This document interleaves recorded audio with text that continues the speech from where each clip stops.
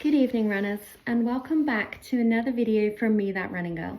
In today's video I'm going to take you through a really simple, super easy stretch which is taken from a vinyasa yoga session, and this stretch will really help you before and after your running sessions, just to really help loosen up everything in the body, from the glutes to the hamstrings to the ankles to the Achilles to the shins, even to your feet.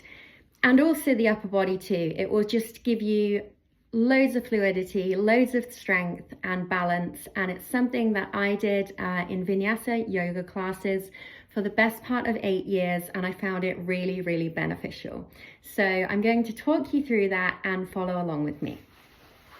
So firstly, we're going to come into a position where we are literally either bending over with straight legs, or you can have a slight bend to your leg. The key thing about this is to try and reach your hands down to the floor as far as you can reach. And it really doesn't matter if you start on the thighs or the shins, or you can go to the toes or even the floor, fingertips on the floor or fists on the floor. But the main thing is that we're feeling this really intense stretch down from our glutes through the back of the hamstrings. So we're going to take that position there. Once we're there, we're going to elongate and look forward to create this really nice straight back, because that will just pull all the muscles into alignment and create the strength and mobility and fluidity that we're looking for. So we're just going to take that position, and it also helps to lift the big toes up while you're doing this and hold that position there. Remember to deeply breathe while you're doing these positions too. It really helps to just keep all the blood flowing. And once we've done that position, we're going to take flat hands and go straight to the floor and step back into downward dog. So when we step back, we literally just step right back as far as you can. Keep your hands quite far apart, and then we're going to push our hips and bum up in the air, but keep a really nice elevation through the hips. So you're lifting the hips, but also pushing them forward. And again, you're going to feel this really deep stretch through the back of the hamstrings, down through the ankles, down through the Achilles, and you're going to push that away through the floor. Once you're there, you're going to take your left leg and you're going to bend into through the hands and make a really strong, really powerful stretch. But don't actually put the knee or the foot on the floor. So we're going to hold this stretch there, and we're going to create the strength and power through the shoulders and just really hold that strong stretch there. Once we're there, we're then going to take this same left leg and elongate upwards.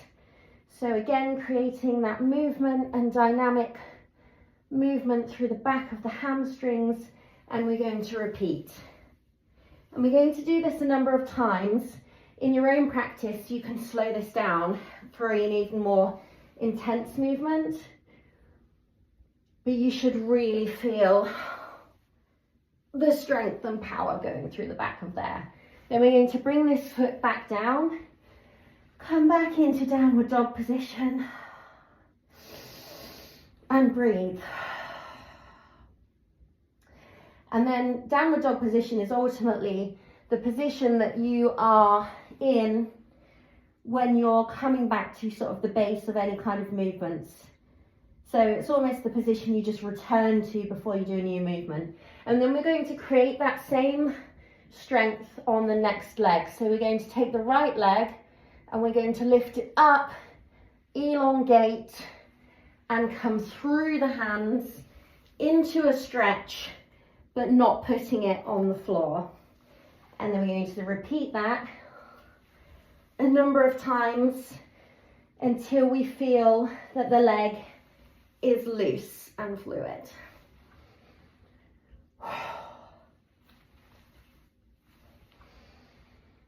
And then we're going to come back into downward dog. Put our head towards the floor, push our heels away, and feel the deep stretch through the hamstrings. Once that's done, a really nice one is to come to your knees. And this is called, these two movements are called the cat and the crow. So, the cat and the cow. So the cat is when we have our knees on the floor and we're thrusting our bum outwards. And as for the cat, we literally just keep our hands on the floor and we peel our head upwards, creating that curvature through the spine. And then the opposite of this movement is the cow, where you put your head downwards and you literally flop your body forwards. So the cat is up, the cow is down. And you can really feel, when you're doing this correctly, the curvature through the spine and how you're just creating that sense of dynamic movement through the body.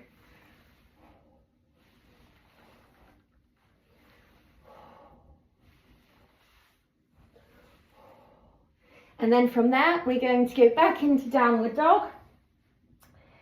And then really controlled but strong, we're going to take a slow jump between the hands, come down into prayer position, and then we're going to come up and elongate through the knees into prayer position, keeping that straight back, but elongating your hands up into the sky, reaching upwards but keeping the knees and the pelvis and the glutes fired up and strong. And then from there, we're going to come back into the position that we started in. And this position should feel a lot easier and a lot more fluid. And from there, you should be able to sort of repeat the set however many times you need to repeat it to feel strong and fluid through the back of the legs. And ultimately, that should give you a much more relaxed run through the back of the legs. I hope you found this helpful, and I'll see you in my next video.